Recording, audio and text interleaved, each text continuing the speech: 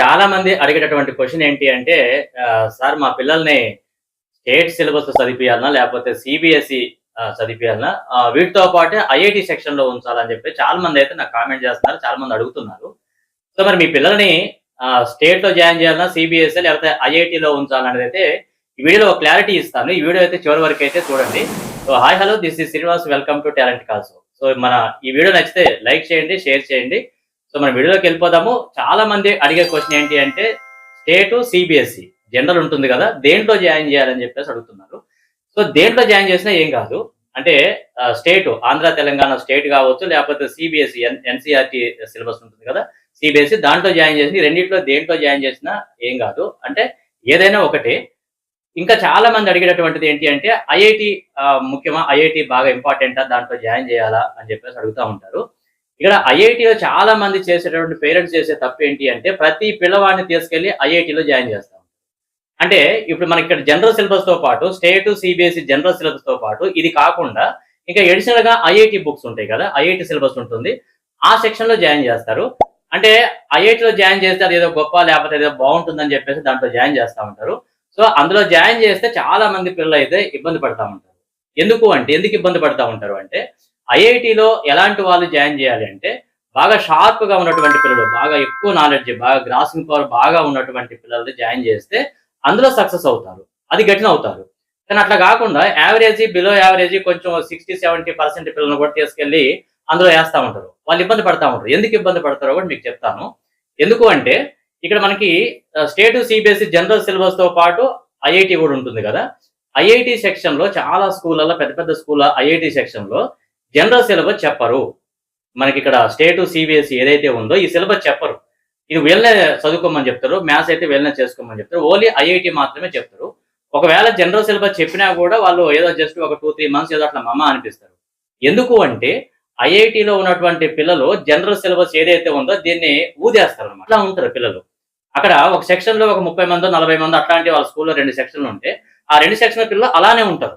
ఆ general syllabus ఏంటంటే వాళ్ళకి ఆఫ్టర్ అన్నమాట. అది అట్లా తీసి పడేస్తారు. ఎలాంటి సిలబస్ అయినా వాళ్ళు చదివేస్తారు. ఎందుకంటే వాళ్ళు చిన్నప్పటి నుంచి 6థ్ క్లాస్ కాడ నుంచి ఐఐటీలో ఉంటారు కాబట్టి, ఇది వాళ్ళకి చాలా ఈజీ. ఎందుకంటే 10థ్ క్లాస్ పాస్ అయిన వాడికి ఫస్ట్ క్లాస్ బుక్ చాలా ఈజీ కదా! అలా ఉంటుందన్నమాట. కాబట్టి 6థ్ నుంచి ఐఐటీలో ఉన్న వాడికి 8థ్, 9థ్ జనరల్ సిలబస్ మీద వాడికి ఆఫ్టర్ ఆల్ ఇట్లా ఊదేస్తారన్నమాట సిలబస్. సో, అది అందుకనే వాళ్ళకు గెటిన్ అవుతారు. మరి అట్లా కాకుండా మన పిల్లవాడు అబోవ్ యావరేజ్ లేదా బిలో యావరేజ్ మధ్యస్థంగా ఒక 60-70% ఉన్నాడు. వీడిని తీసుకుపోయి మనం అక్కడ ఏసామనుకోండి. అక్కడ ఏస్తే ఏమవుతుందంటే వాళ్ళు అక్కడ జనరల్ సిలబస్ చెప్పరు. ఎందుకంటే ఐఐటీ పిల్లలంటేనే ఫాస్ట్ అని చెప్పేసి వాళ్ళు జనరల్ సిలబస్ చెప్పరు. కానీ మనం 10థ్ క్లాస్ ఎగ్జామ్ రాసేది జనరల్ సిలబసే. పబ్లిక్ ఎగ్జామ్, బోర్డ్ ఎగ్జామ్ రాసేది జనరల్ సిలబస్ మీదనే. మరి ఇది వాళ్ళు 8థ్, 9థ్, 10థ్‌లో ఇది సరిగ్గా చెప్పరు వీళ్ళు. చెప్పకపోవడం వల్ల మన పిల్లవాడికి ఇది రాదు. జనరల్ సిలబస్ రాదు. ఐఐటీ ఏమో అర్థం కాదు. ఎందుకంటే మనవాడి నాలెడ్జ్ చాలా తక్కువ కాబట్టి ఐఐటీ సిలబస్ అర్థం కాదు. ఈ జనరల్ సిలబస్ ఏమో చెప్పక వీళ్ళకి రాదు. అంటే 2 విధాలుగా వీళ్ళు లాస్ అవుతా ఉంటారు. చాలా మంది పేరెంట్స్ చేసే ఇదే. మేము కూడా ఇక్కడ మా పేరెంట్స్ చాలా మంది టచ్‌లో ఉంటారు. వాళ్ళు కూడా మేము ఎంత చెప్పినా వినరు. సార్ ఐఐటీ మా పిల్లలు జాయిన్ అయ్యారు సార్. మా చుట్టాల పిల్లలు జాయిన్ అయ్యారు. సో, అది బాగుంటదంట. పలానా స్కూల్‌లో బాగా చెప్తారంట అనేది. అట్లా తీసుకపోయి ఇబ్బంది పడ్డ వాళ్ళు చాలా మందిని చూసాను నేను. ఎందుకంటే వాళ్ళకి అర్థం కాదు. ఇక్కడేంటంటే స్కూల్ వాళ్ళు కూడా చెప్పరు. అంటే కొన్ని స్కూల్‌లో టెస్ట్ పెట్టి వాళ్ళకి నాలెడ్జ్ ఉంటేనే ఐఐటీలోకి తీసుకుంటారు. లేదంటే మాకు వద్దని చెప్తారు. కానీ కొన్ని స్కూల్ అట్లా కాదు. ఫీజు కోసం ఏం చేస్తారంటే ఏం కాదు మీ వాడు చదువుతాడు ఐఐటీ పర్లేదు బానే ఉంటదని చెప్పేసి ఫీజు కోసం జాయిన్ చేసుకుంటా ఉంటారు. అట్లా కొన్ని స్కూలుంటాయి. అది కాదు మన వాడి నాలెడ్జ్ ఏంటి? మన వాడి నాలెడ్జ్ ఎంతుంది? మీకు ఆటోమేటిక్‌గా మీకు ఇంట్లో తెలిసిపోతూనే ఉంటది. లేదా ప్రతి సంవత్సరం మీరు ప్రోగ్రెస్ చూసినప్పుడు మీకు తెలిసిపోతూనే ఉంటది. సో, దాని ప్రకారం మీరు జాయిన్ చేయాలి గానీ, అంతేగాని ఐఐటీలో జాయిన్ చేస్తే అది ఎక్కువ లేకపోతే మనోడికి బాగా నాలెడ్జ్ ఉంటది. మనోడు ఏదో పెద్ద హై లెవెల్‌కి పోతాడనేటువంటిదైతే అది అబద్ధము. బాగా ఫాస్ట్ బాగా జీనియస్ ఎవరైతే ఉంటారో వాళ్ళకది యూజ్ అవుతుంది. ఎందుకంటే వాళ్ళకి general syllabus after all. General syllabus వాళ్ళు ఈజీ అది. కాబట్టి జనరల్ సిలబస్ ఈజీ కాబట్టి ఇంకొంచెం ఎక్కువ సిలబస్ వాళ్ళకి ఎక్కువ ఉండాలి కాబట్టి అందుకే ఐఐటీ జాయిన్ చేస్తే వాళ్ళు అది గెటిన్ అవుతారు. అంతేగాని మనమందరం తీసుకుపోయి అందులో జాయిన్ చేస్తే మన పిల్లలైతే చాలా ఇబ్బంది పడతారు.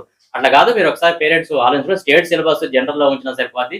సిబిఎస్ఈ జనరల్‌లో ఉంచినా సరిపోతుంది. ఏదైనా మనం చదివే దాన్ని బట్టి మనం డిసిప్లిన్‌గా ఉండి, మనం చదివే దాన్ని బట్టి మనం చదివే దాని మీద ఆధారపడి ఉంటుంది గానీ, ఐఐటీ సెక్షన్‌లో ఉంటేనే లేదా టాప్ సెక్షన్‌లో ఉంటేనే మనవాడు పైకి ఎక్కడికో బాగా పెద్ద జాబ్ వస్తదనేటటువంటిదైతే అది అవాస్తవం. ఎందుకు అంటే జనరల్‌లో గవర్నమెంట్ స్కూల్‌లో చదివిన వాళ్ళు పెద్ద పెద్ద ఆఫీసర్‌లు అయిన వాళ్ళు ఉన్నారు. పెద్ద పెద్ద కార్పొరేట్ స్కూల్‌లో చదివి దేనికి పనికి రాకుండా పోయిన వాళ్ళు కూడా ఉన్నారు. ఏంటి అంటే మనం చదివే విధానం మీద ఆధారపడి ఉంటుంది. కాబట్టి మీరు ఒక మంచి నిర్ణయం తీసుకొని మీ పిల్లల్ని అయితే ఒక మంచి సెక్షన్‌లో జాయిన్ చేయండి. అప్పుడు వాళ్ళు సక్సెస్ అవుతారు. ఓకే. సో ఇది మీకు క్లారిటీ వచ్చిందనుకుంటున్నాను. ఓకే. Thank you.